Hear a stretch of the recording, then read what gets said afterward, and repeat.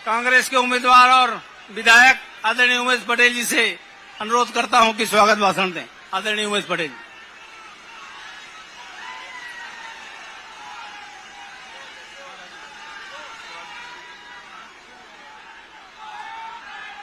Please please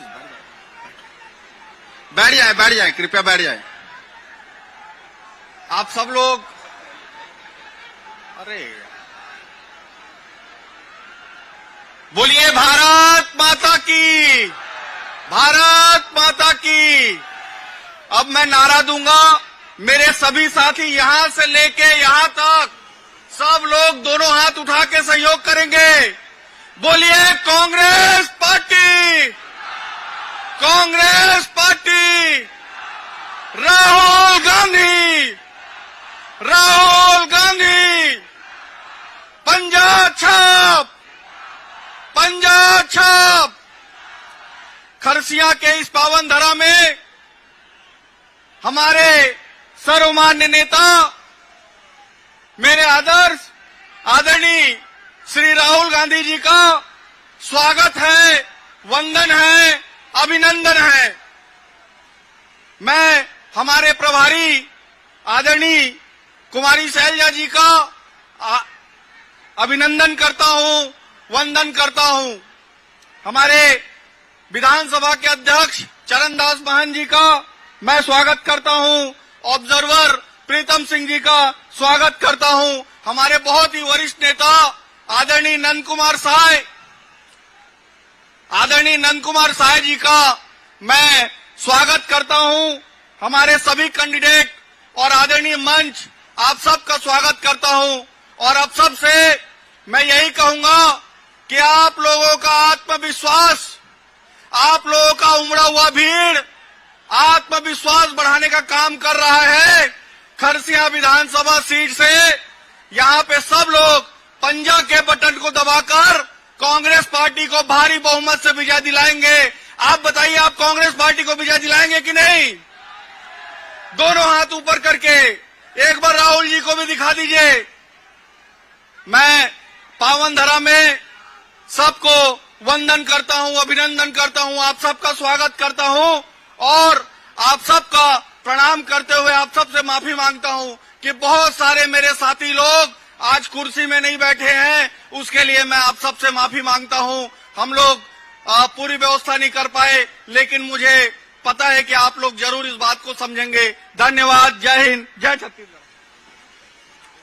मैं आदरणीय उमेश जी से निवेदन करूंगा कि वो साल से माननीय राहुल जी का स्वागत करेंगे। उसके बाद सभी साथी गजमाला से आदरणीय राहुल जी का सभी मंच।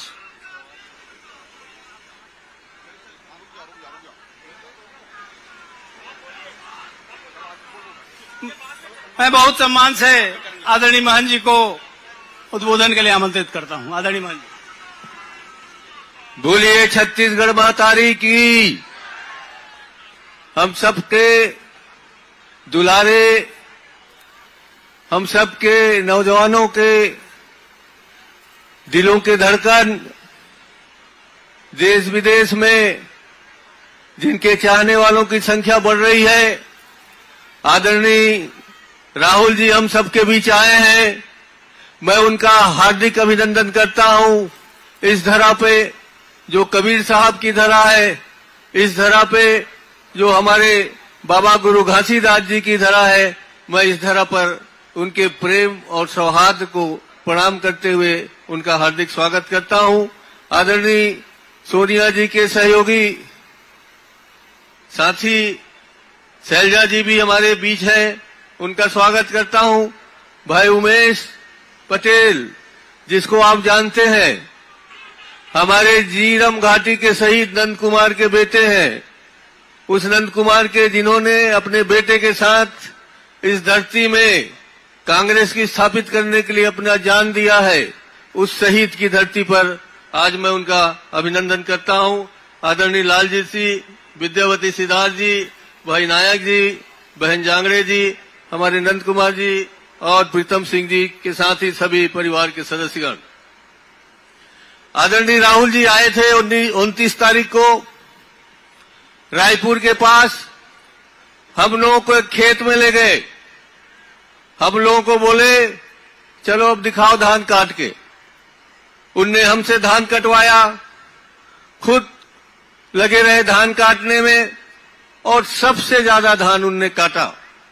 उसके बाद जब वो किसानों के साथ बैठे, काटने वाले मजदूरों के साथ बैठे, उनके दिल को छूने की कोशिश की, उनके दिल के दर्द को जाना, उसको देख करके भारतीय जनता पार्टी के लोगों का दिमाग खराब हो गया।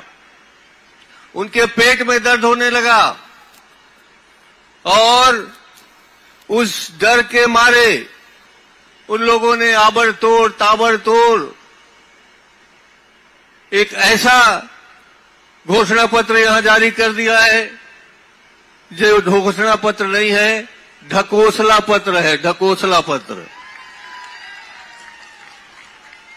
उनने नाम दिया है उस पत्र का नाम मोदी की गारंटी। उस आदमी की गारंटी जिसकी गारंटी फेल हो चुकी है, खत्म हो चुकी है। कहां गया वो 15 लाख? कहां गया 2 करोड़ नौकरी? कहां गया काला धन वापस करने वाला वो नरेंद्र मोदी? ऐसे डिफॉल्टर का गारंटी चलेगा क्या? ऐसे डिफॉल्टर का गारंटी चलेगा? तो बस राहुल जी प्यार बांटने आए हैं आपके पास। कन्याकुमारी तक से कश्मीर तक उन्होंने बहुत प्यार बांटा। उन्होंने जन जन तक उनके दिलों को छूने की कोशिश की, उन्हें प्यार दिया। उनने गाड़ी चलाना सिखाया, गाड़ी बनाना सिखाया, ट्रक ड्राइवरों से मिले, दर्जी से मिले, मैकेनिक से मिले और उनका जो दर्द था उसे अपने आप में समेट करके पूरे देश में प्यार बांटने निकले हैं। पूरे देश में जन जन तक वो अपना प्रेम पहुंचाना चाहते हैं। आपके यहां मोहब्बत की दुकान खोलने आए हैं। मैं उनको बड़े आदर के साथ यहां आमंत्रित करता हूं। आप लोग जोरदार तालियों से उनका अभिनंदन कीजिए, स्वागत कीजिए। बोलिए राहुल गांधी, राहुल गांधी, कांग्रेस पार्टी।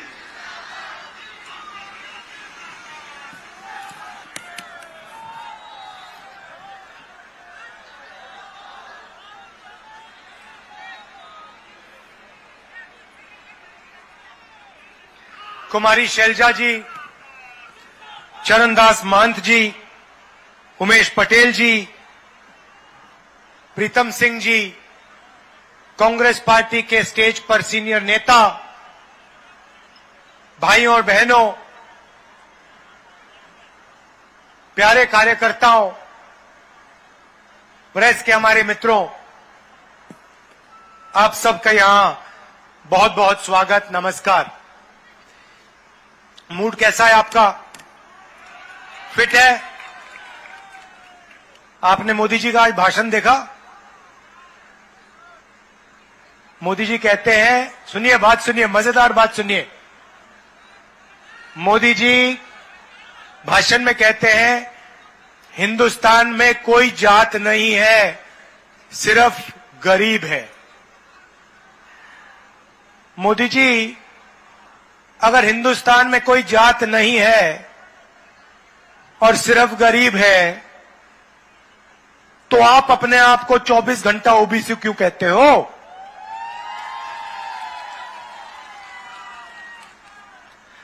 और नरेंद्र मोदी जी, ये भी मुझे बता दो,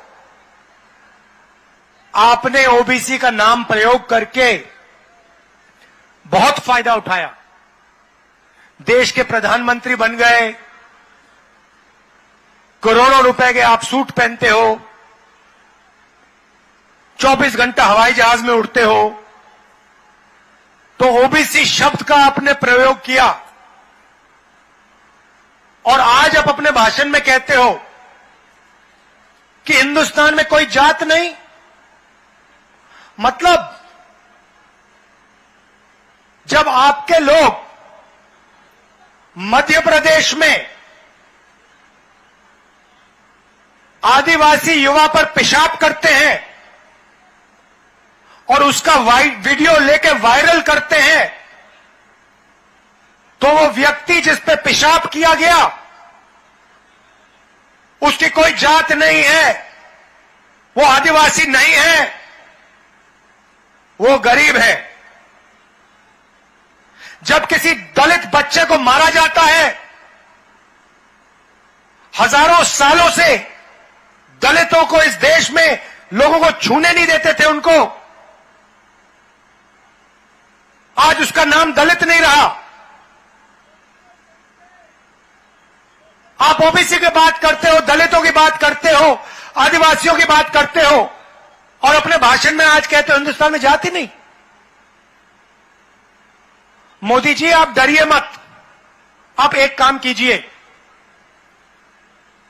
जाति जनगणना के बारे में देश को बता दीजिए।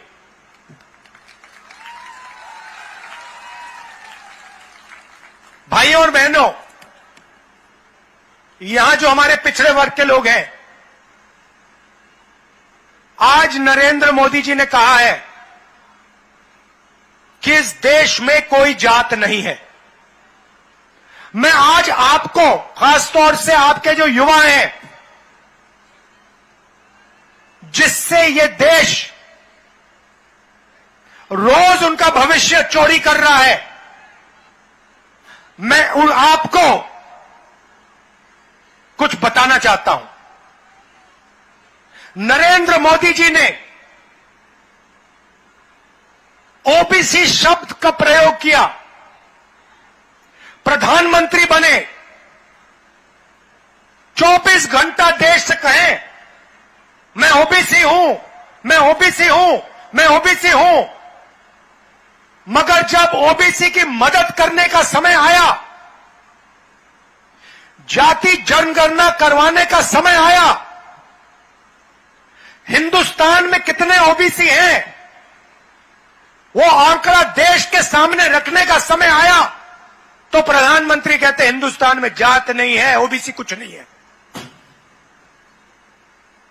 भाइयों और बहनों, एक बात समझिए, हिंदुस्तान को एमपी नहीं चलाते, हिंदुस्तान को प्रधानमंत्री नरेंद्र मोदी 90 अफसरों के साथ मिलकर चलाते हैं। आपने ताली बजाई, मतलब आप गहराई समझ गए बात की।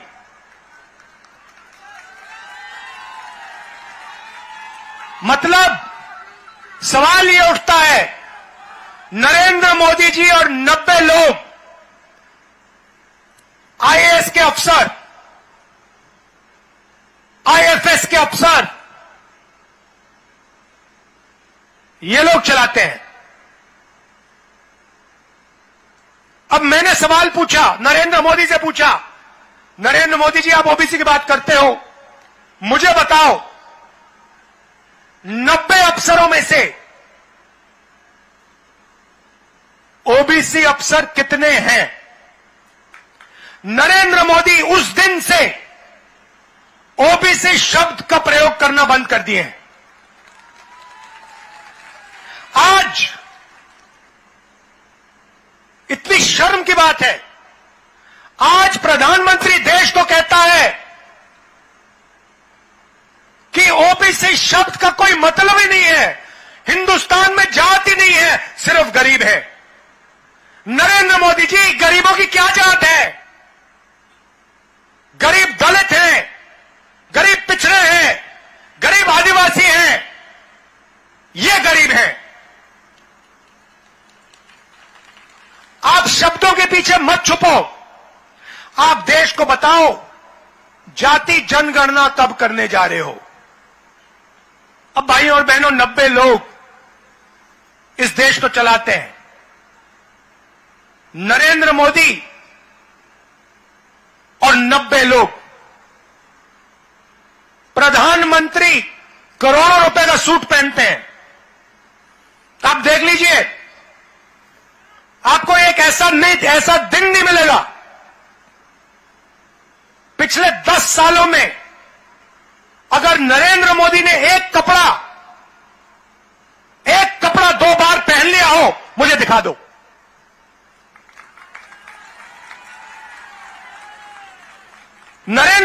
अपने आप को ओबीसी कहते हैं, 10 साल में उन्होंने एक कपड़ा 2 बार नहीं पहना।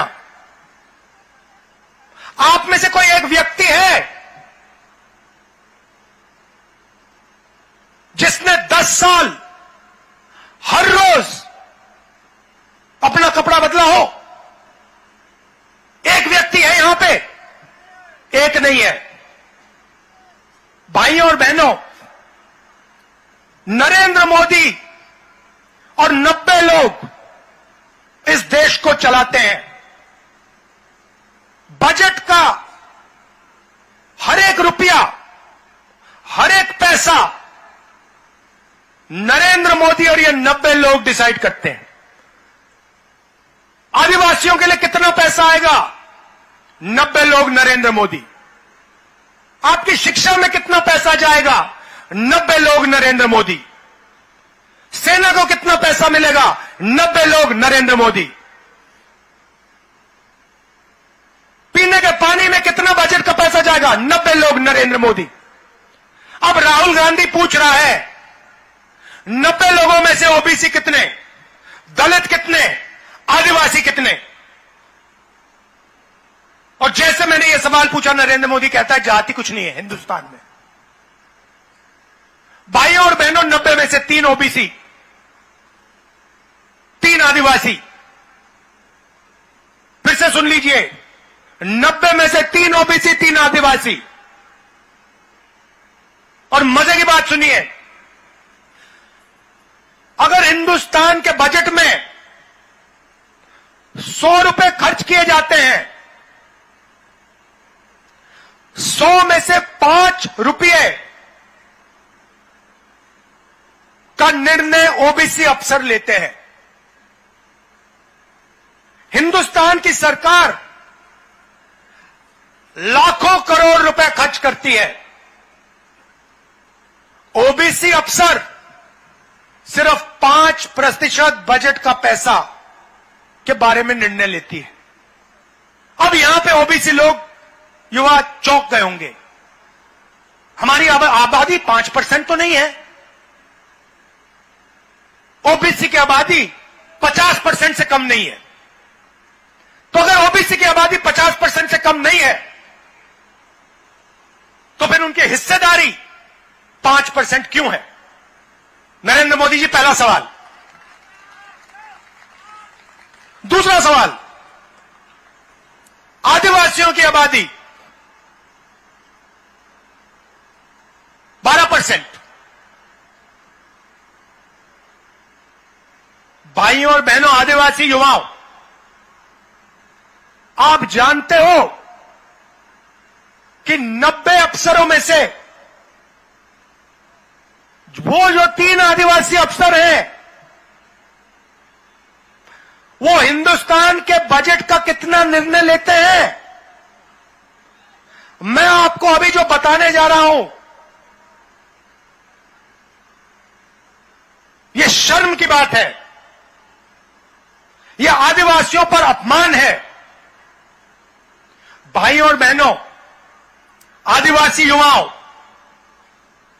अगर हिंदुस्तान की सरकार 100 रुपए खर्च करती है, तो उसमें से आदिवासी अफसर 10 पैसे का निर्णय लेते हैं। भाइयों और बहनों, 100 रुपए में से 10 पैसे आदिवासी अफसर डिसाइड करते हैं। मतलब 0.01% बजट का आप लोग डिसाइड करते हो। अब जैसे ही मैंने ये बात उठाई,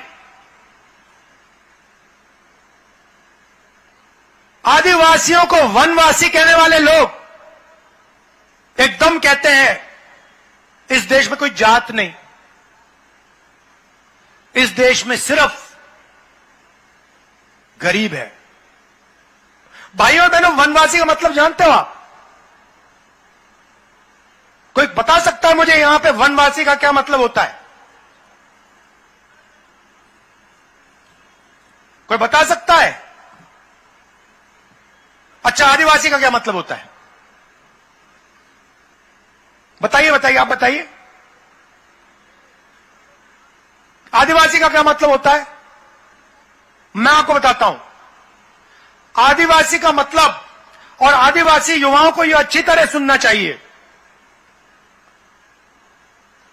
आदिवासी का मतलब वो लोग जो हिंदुस्तान के पहले मालिक थे। मतलब ये जो पूरी जमीन दिख रही है आपको, ये जो जमीन है, ये सबसे पहले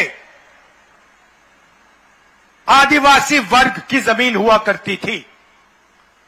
हिंदुस्तान में सबसे पहले आदिवासी हुआ करते थे। भाइयों और बहनों, इस शब्द के अंदर बहुत गहरी बात छुपी हुई है। आदिवासी का मतलब इस जमीन पे, इन जंगलों पे, जल पर आदिवासियों का पहला हक बनता है। सही बात? मतलब पहले मालिक आप। अब बीजेपी और नरेंद्र मोदी ने नया शब्द पता नहीं कहां से ढूंढ के लाए हैं, वनवासी।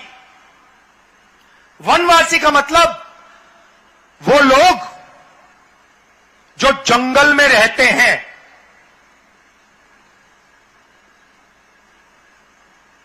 आपने वीडियो देखा होगा, मध्य प्रदेश वाला देखा आपने, जिसमें बीजेपी के नेता आदिवासी युवा पर पेशाब कर रहा है।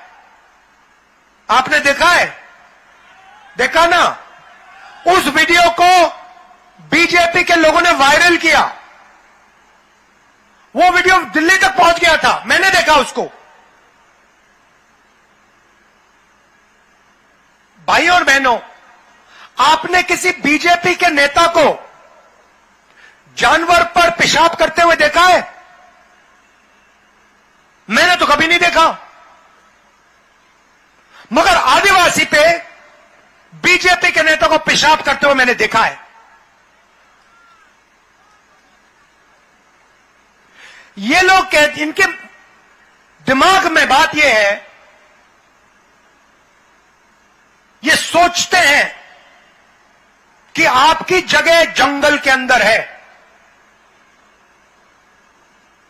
और आपको जंगल से बाहर नहीं निकलना चाहिए। और फिर 24 घंटा ये आपके जंगल को उठा के अदानी को देते हैं। 20 साल में जंगल खत्म हो जाएगा, आपको कहेंगे भैया आप तो जंगल के हो, आपकी तो कोई जगह ही नहीं रही, चलो आओ शहरों में भीख मांगो। हमने छत्तीसगढ़ में अंग्रेजी स्कूलों का जाल बिछा दिया है। क्यों बिछाया? हम कहते हैं आदिवासी युवाओं को, ओबीसी युवाओं को, दलितों को अंग्रेजी सीखनी चाहिए, हिंदी सीखनी चाहिए और छत्तीसगढ़ी सीखनी चाहिए। अब आप पूछोगे भैया 3 भाषा क्यों? एक भाषा से हमारा काम हो जाएगा? नहीं भाइयों और बहनों, पहली भाषा छत्तीसगढ़ी। छत्तीसगढ़ में आपको व्यापार करना हो, छत्तीसगढ़ में आपको किसी से बात करनी हो, छत्तीसगढ़ी काम आएगी। आप यूपी गए, दिल्ली गए, बिहार गए, वहां पे हिंदी चलेगी। सही बात है। मगर मजे की बात सुनो, और मान लो अगर आदिवासी बच्चा या ओबीसी बच्चा कहे कि यार मैं तो अमेरिका जाना चाहता हूं, मैं तो अमेरिका की किसी बड़ी कंपनी में काम करना चाहता हूं, या मैं कंपनी खोलकर अमेरिका में अपना माल बेचना चाहता हूं, तो कौन सी भाषा चलेगी भाइयों बहनों? हिंदी चलेगी? छत्तीसगढ़ी चलेगी? अंग्रेजी चलेगी? तो हम कहते हैं हिंदी सीखनी है, सीखो, छत्तीसगढ़ी सीखो, अंग्रेजी सीखो। वो कहते हैं जंगल में रहते हो, अंग्रेजी की क्या जरूरत? ये फर्क है। हम चाहते हैं कि आपके बच्चे कोई भी सपना देखें, उसको वो पूरा कर पाए। हम चाहते हैं कि आदिवासी बच्चा एक दिन हवाई जहाज को देखे और कहे कि भाई मैं पायलट बनना चाहता हूं, मैं हवाई जहाज उड़ाना चाहता हूं, और उसको वो मौका मिले। बच्चा एक दिन कहे मैं बिजनेस चालू करना चाहता हूं, व्यापार करना चाहता हूं, कंपनी खोलना चाहता हूं, सपना पूरा हो। आदिवासी बच्चा कहे, पिछड़ा बच्चा कहे मैं इंजीनियर बनना चाहता हूं, दलित बच्चा कहे मैं डॉक्टर बनना चाहता हूं, सारे के सारे सपना पूरा कर पाए। बीजेपी चाहती है, अच्छा मजे की बात सुनो, बीजेपी नेता आते हैं, आपसे कहते हैं भाइयों और बहनों, अंग्रेजी मत पढ़ो, छत्तीसगढ़ी मत सीखो, हिंदी पढ़ो। आप एक दिन काम करो, खैर मिलते तो आपसे हैं नहीं, हमारे एक बार कोई बीजेपी नेता हाथ आ जाए तो उससे पूछना, भैया एक बात बताओ, आप हमें कह रहे हो कि हमें अंग्रेजी नहीं सीखनी चाहिए, हमें हिंदी सीखनी चाहिए, आपके जो बच्चे हैं क्या वो हिंदी मीडियम में जाते हैं या अंग्रेजी मीडियम में जाते हैं? पता लगेगा सारे के सारे बीजेपी के नेता इंग्लिश मीडियम स्कूल में पढ़ते हैं, अमेरिका में जाके यूनिवर्सिटी करते हैं, लंदन में जाके पढ़ाई करते हैं और वहां पे व्यापार करते हैं, और ये चाहते हैं कि हमारे आदिवासी भाइयों बहनों, ओबीसी बच्चे, दलित बच्चे को यह मौका ना मिल जाए। ये उनमें हम में फर्क है। अब मैं आपसे पूछता हूं, वो समय आपको याद होगा जब छत्तीसगढ़ में आदिवासियों पर गोली चलती थी, जब आपके बच्चों को इनकाउंटर किया जाता था, आपको याद है वो समय जब बीजेपी का यहां राज था? बीजेपी का राज था तो तेंदुपत्ता कितने का मिलता था? कितने का देते थे आप? 2000 रुपए का। आज कितने का है? 4000। और हम आपको 4000 रुपए बोनस देने जा रहे हैं उसके लिए। अब नरेंद्र मोदी जी कहते हैं, नहीं आपने क्या कहा शब्द? मोदी की गारंटी। मोदी की गारंटी बोली ना? मोदी की गारंटी का मतलब 100% झूठ है। जो भी प्रधानमंत्री कह रहा है, मैं आपको गारंटी लेके कह सकता हूं कि झूठ बोल रहा है। जो आदमी देश को कह सकता है कि इस देश में जात ही नहीं है, मैं गारंटी के कह रहा हूं, सारे के सारे शब्द जो उनके मुंह से निकल रहे हैं वो झूठ है। 15 लाख रुपए हर बैंक अकाउंट में, सच या झूठ? नोटबंदी से काला धन मिट जाएगा, सच या झूठ? किसान बिल से किसानों का फायदा होगा, सच या झूठ? जीएसटी से छोटे व्यापारियों का फायदा होगा, सच या झूठ?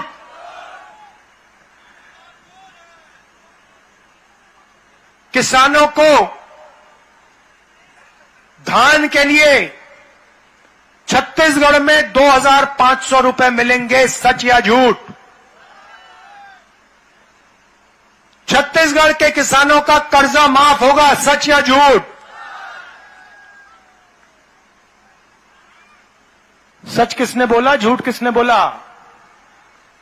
झूठ नरेंद्र मोदी ने बोला, सच कांग्रेस पार्टी और राहुल गांधी ने बोला।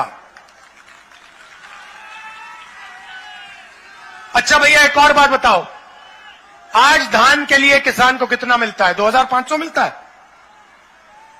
2,500 मिल रहा है मार्केट में आजकल। 2,500 मिल रहा है आपको? कितना मिल रहा है? 2,640। यह आपने हमसे मांगा? आपने कहा कि हमें 2,640 चाहिए? नहीं, ऑटोमेटिक हमने कर दिया, बिना पूछे। किसी किसान ने नहीं पूछा। हमने कहा 2,500 कम है, 2,640 हो जाएगा।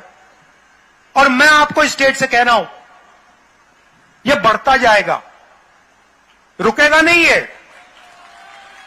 छत्तीसगढ़ के किसानों, यह 3,000 से ज्यादा जाएगा, जाता जाएगा, क्योंकि हम आपके दिल की बात, आपकी चोट, आपका दर्द समझते हैं।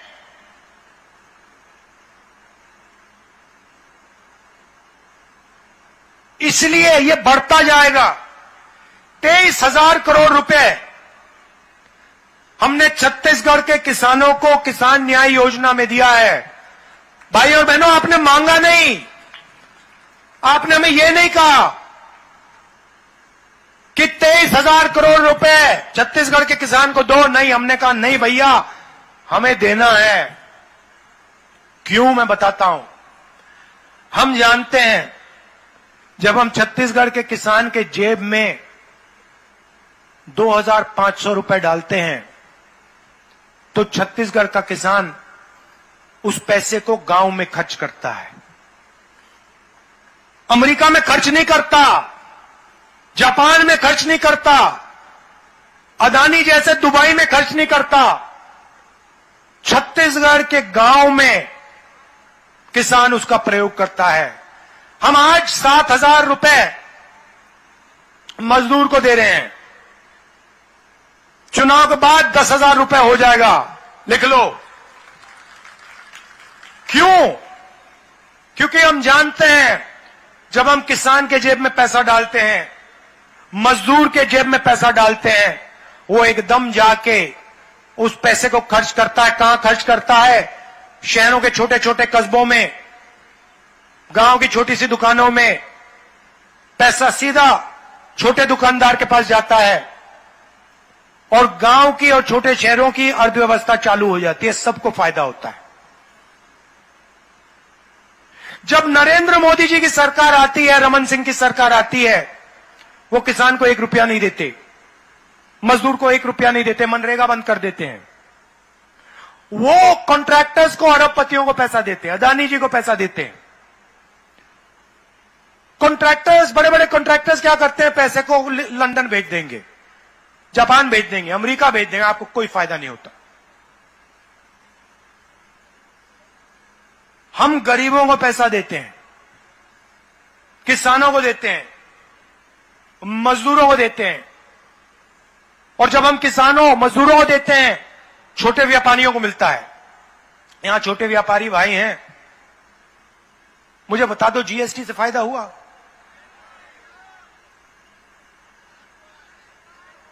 नहीं हुआ।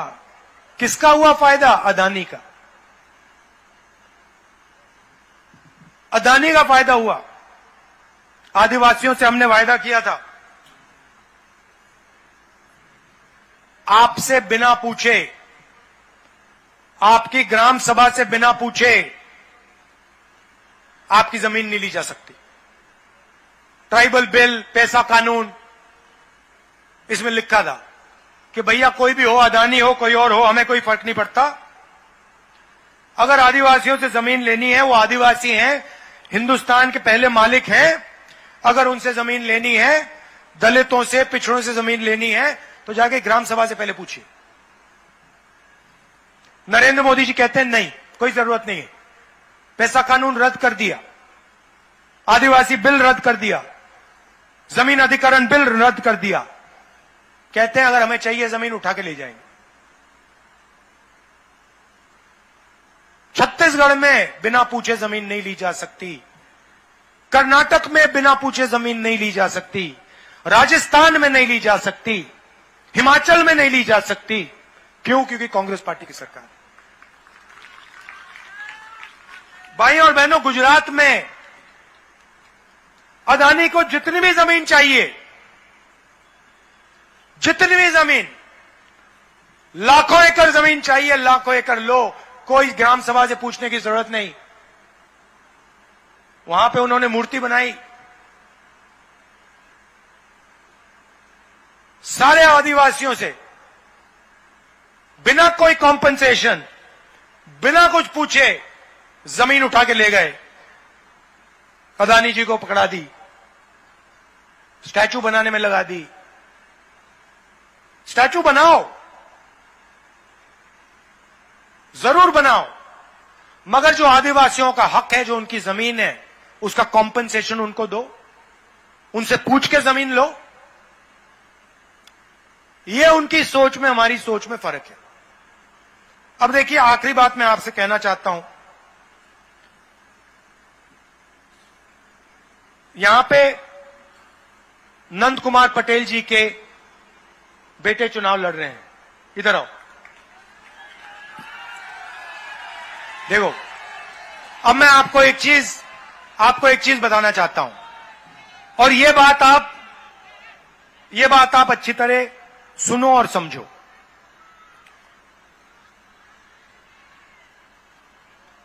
इनके पिता की हत्या की गई, इनके पिता शहीद हैं, सही बात, ये पूरा छत्तीसगढ़ मानता है। अगर इनके पिता की मृत्यु नहीं होती तो इनके पिता आज चीफ मिनिस्टर होते। यह सच्चाई है। अब मैं आपको इनके पिता के बारे में कुछ कहना चाहता हूं।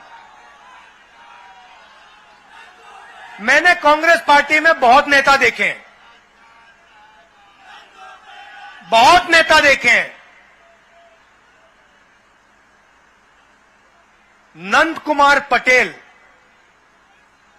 कांग्रेस पार्टी का एक सबसे अच्छा सिपाही था।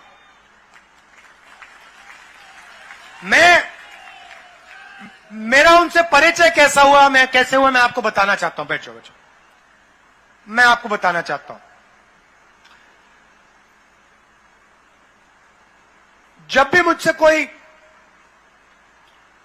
मिलने आते थे या आते हैं, तो मैं थोड़ा उनके बारे में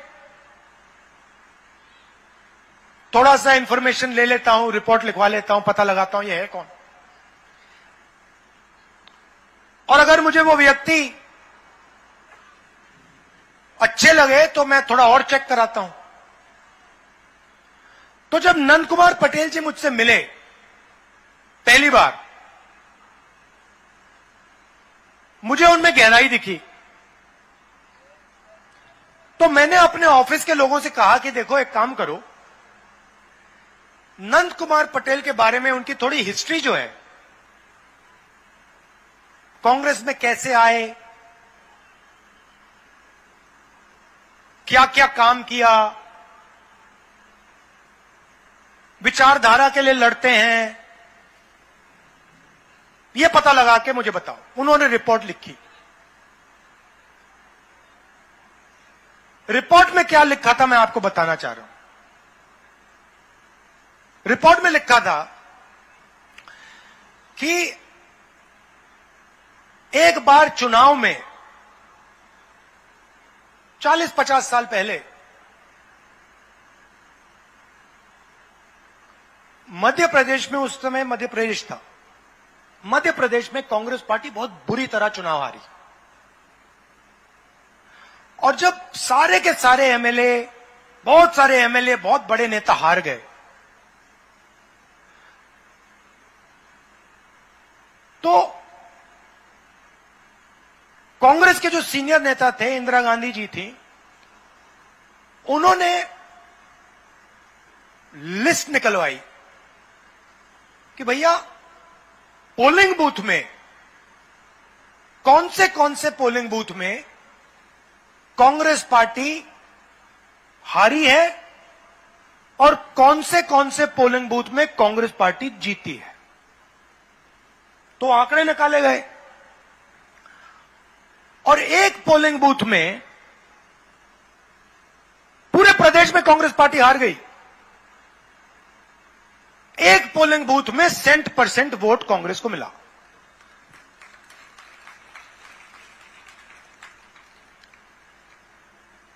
फिर इंदिरा गांधी जी ने कहा भैया ये कौन सा बूथ है ये, और ये कौन है जिसने इस चुनाव में, जहां सारे के सारे सीनियर नेता हार गए, ये कौन है जिसने अपने गांव में कांग्रेस पार्टी को 100 में से 100 वोट दिलवा दिए। सुनो, तो फिर दिल्ली से एक आदमी आता है, नंद कुमार पटेल के गांव में जाता है बिना नंद कुमार पटेल को बताए, और कहता है कि भैया यहां पे तुम लोगों ने कांग्रेस को वोट दिया। सारे के सारे लोगों ने कांग्रेस को वोट कैसे दे दिया? तो लोग वहां कहते हैं देखिए यहां पे तो हम सिर्फ कांग्रेस वालों को गांव के अंदर आने देते हैं और कोई आ ही नहीं सकता यहां पे। तो व्यक्ति ने कहा मतलब ये कैसे हो रहा है? और उन्होंने कहा कि हमारा यहां पे एक युवा नेता है, कांग्रेस का नेता है, सारा का सारा गांव उसके साथ कांग्रेस पार्टी को वोट देता है।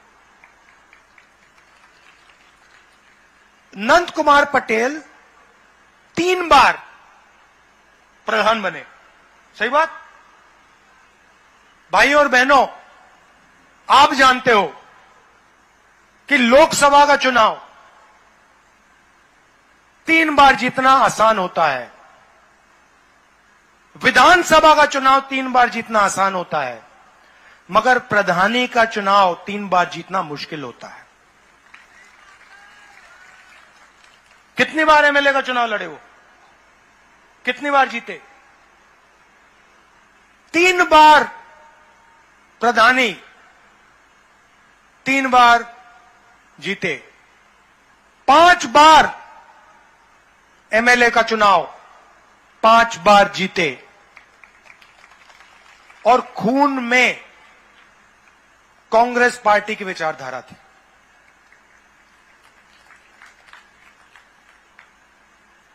किसी न किसी दिन उनके हथियारों को मैं पकड़ के आपके सामने खड़ा कर दूंगा।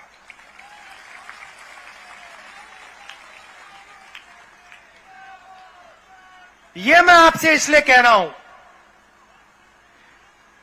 क्योंकि नंद कुमार पटेल के साथ अन्याय हुआ। मैं आमतौर से चुनाव के भाषण में ऐसी बात नहीं बोलता हूं। मैं ये बात आपके सामने इसलिए रख रहा हूं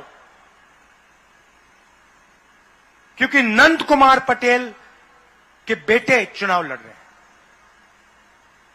और मैं चाहता हूं कि आप इनको भारी बहुमत से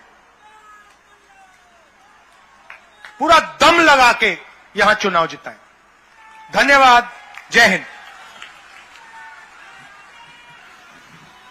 बहुत बहुत धन्यवाद राहुल जी।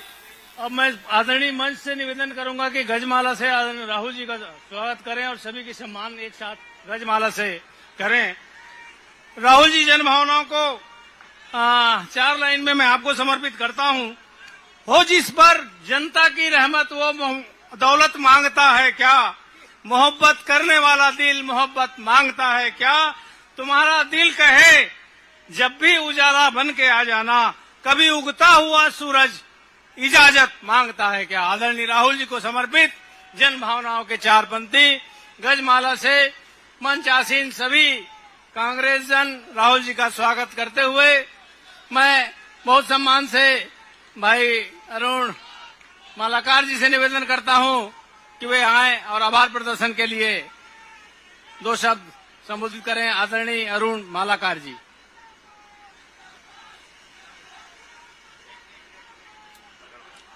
कांग्रेस पार्टी जिंदाबाद,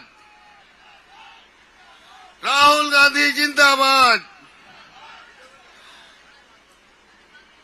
धन्यवाद आप सबका, इतनी संख्या में आप सब उपस्थित हुए और मैं माननीय राहुल गांधी जी का, पूरे अतिथियों का मैं दिल से आभार व्यक्त करते हुए सबको धन्यवाद देता हूं।